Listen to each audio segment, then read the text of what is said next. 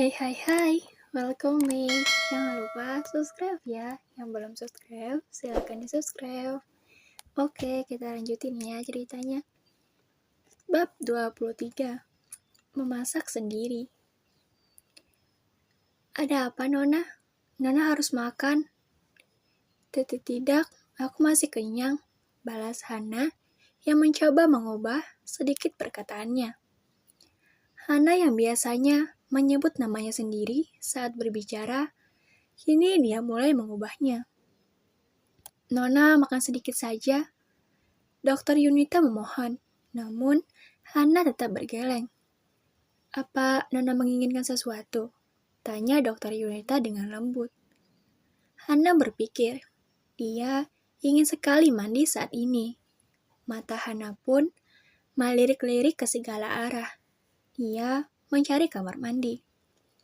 Nona ingin mandi. Tanya Dokter Yunita lagi, ia mengetahui apa yang sedang dicari-cari oleh Hana. Iya, balas Hana singkat. Namun, suaranya benar-benar terdengar sangat lembut. Mari Nona, ajak Dokter Yunita. Tapi sebelum itu, dia terlebih dahulu menaruh nampan yang dia bawa sebelumnya di atas meja.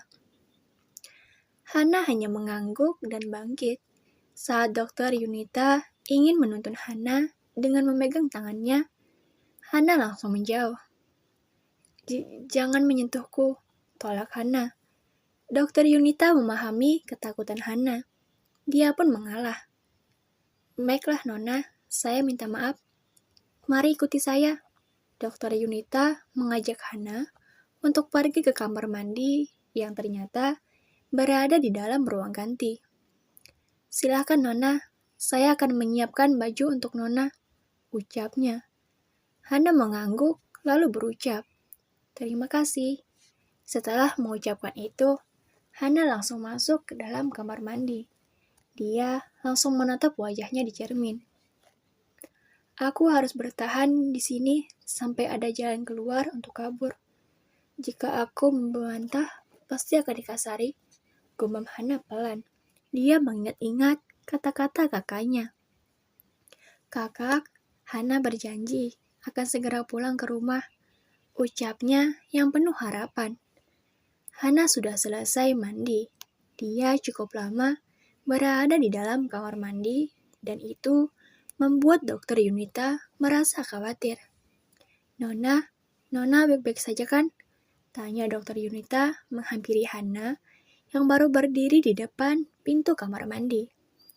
Hana tersenyum canggung dan menganggukkan badannya. Dia segera diajak Dokter Yunita untuk pergi ke ruang ganti, karena saat ini Hana hanya menggunakan handuk. Nona, saya sudah menyiapkan beberapa baju.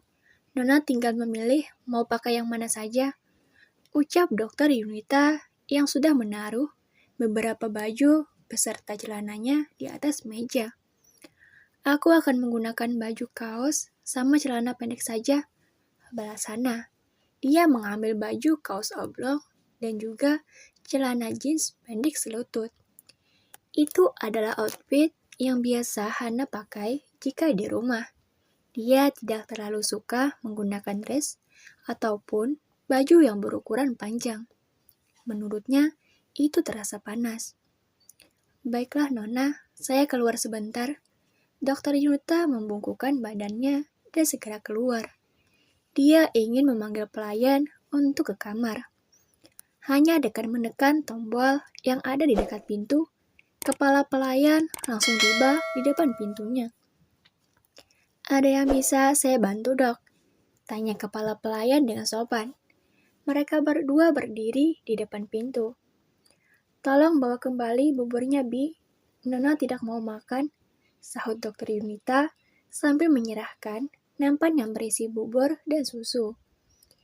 Tapi Dok, bagaimana kalau Nyonya muda kambuh lagi? Terlihat dari raut wajah kepala pelayan. Dia bersedih. Kepala pelayan adalah seorang wanita. Dia sudah bekerja semenjak Han belum lahir. Bisa dibilang, kepala pelayan itu sudah pernah bekerja saat orang tua Han masih hidup.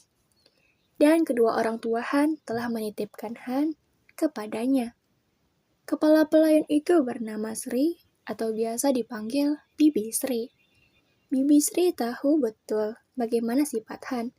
Sebenarnya Han adalah anak yang baik, tetapi Bibi Sri tidak tahu kenapa Han menculik Hana dan memisahkan Hana dari keluarganya. Bibi Sri begitu mengkhawatirkan Hana, meskipun dia belum pernah melihat Hana secara berhadapan. Akan tetapi, Bibi Sri tahu kalau Hana adalah anak gadis yang baik. Bibi tenang saja, nanti aku tanyain sama Nona langsung. Ucapan Dokter Yunita membuat Bibi Sri sedikit merasa lega.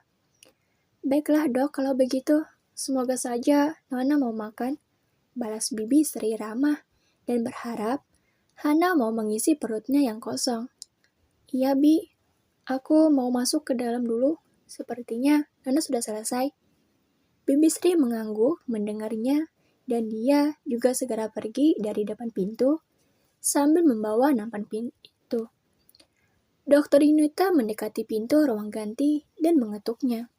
Tok tok. Nona, panggil Dokter Yunita dengan ramah. Tidak ada jawaban dari dalam, tetapi pintu langsung terbuka. Hana sudah memakai pakaiannya, dia terlihat sangat cantik. Maaf telah membuat menunggu lama, ucap Hana dengan pelan. Dia menundukkan kepalanya. Jujur, Hana masih belum bisa akrab dengan Dokter Yunita karena dia takut kalau Dokter Yunita berbuat jahat kepadanya. Dokter Yunita bergeleng kepala. Tidak masalah, Non. Itu sudah tugas saya. Balasnya sopan. Hana tersenyum dan mencoba memberanikan diri untuk bertanya. Apa aku boleh memasak? Hana bertanya dengan ragu. Dia tidak berani menatap ke arah Dokter Yunita. Dokter Yunita terperengah mendengarnya. Dia tidak habis pikir kalau Hana ingin memasak sendiri.